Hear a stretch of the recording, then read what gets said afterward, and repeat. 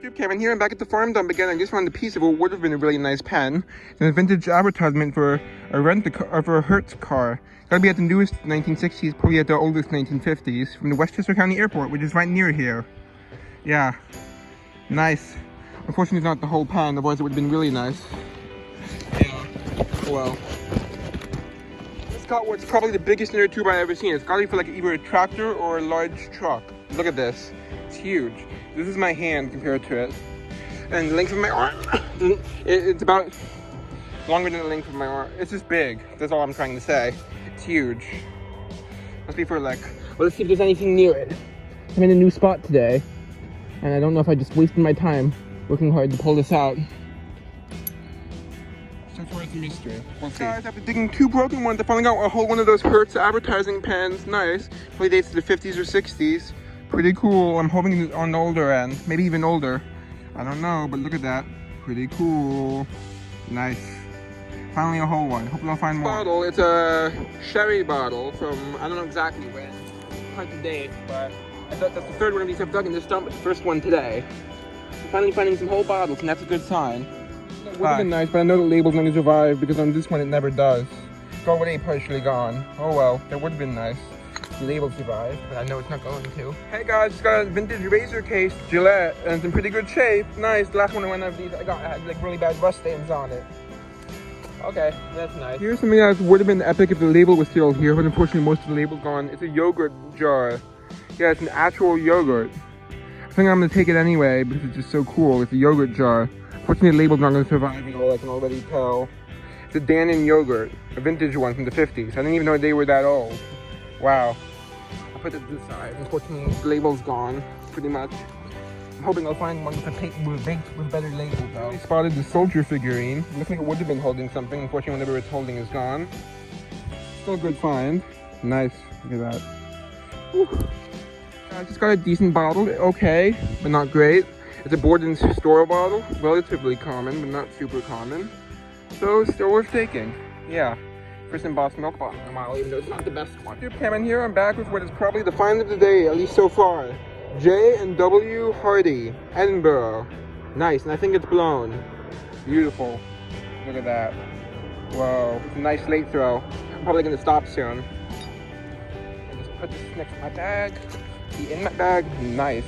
And then I'll keep on digging. Just found a really beautiful disc of porcelain that looks to be hand painted of a beautiful design. I don't know what it's from, but it's really cool. Look at that. Hopefully it survives. Whoa. Something that would have been nice. Unfortunately, it's badly broken. Otherwise, I would have taken it. But look, it's a Happy Tappy. It's like a little toy game. It's a Happy Tappy. It's like a miniature pinball game, I think. Try to get it into the eyes or the mouth. Unfortunately, it's broken. Hello, YouTube. Cameron here. I'm back with a review. And there's Ellie. Hello, Ellie. You're so pretty. I know later.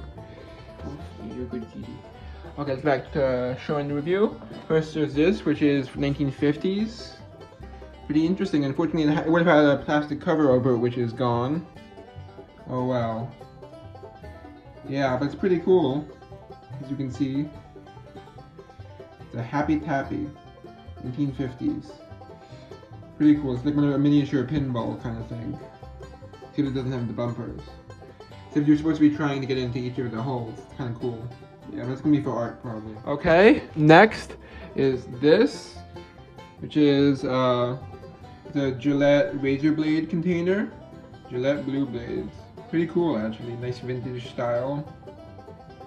There's some remains of razor blades in there, which is what's falling out right now. Yeah, so interesting.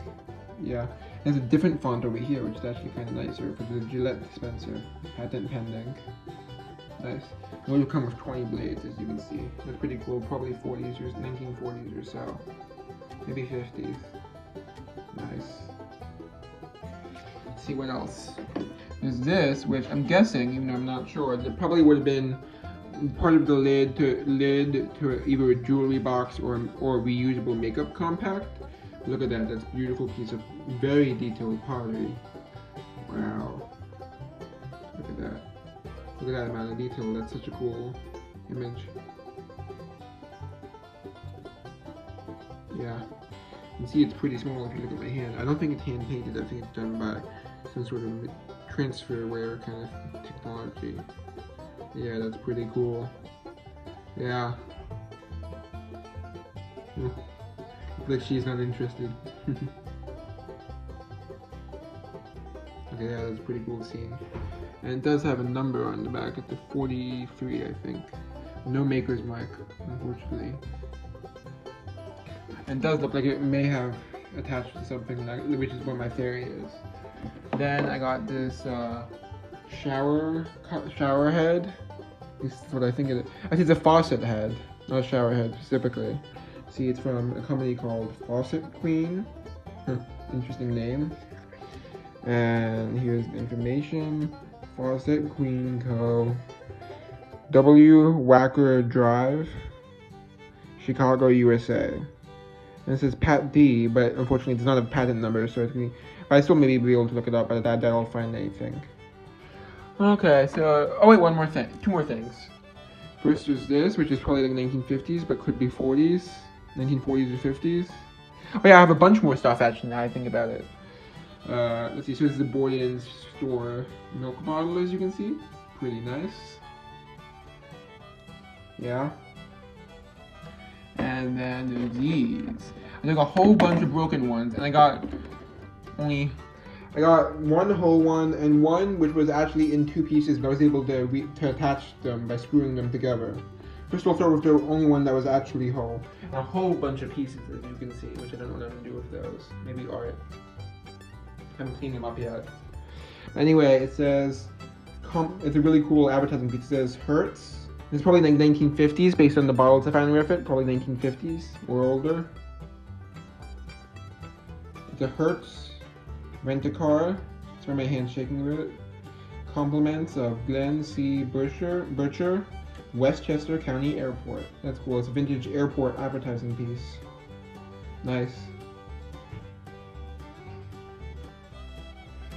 Yeah, nice. And I also got this one, which is the same design, the only difference being it's red and white rather than two different shades of blue. Yeah, and it's missing this metal piece here, that would have covered here. Yeah. And then I just wanted to show this one different variation here. I wanted to show, which is where the word compliment, the Hertz is to the side rather than above. And it says compliments of in a banner format. It would have been nice to get that one home, because that's probably the best looking one, or at least it would have been. Oh well. Pretty cool find though.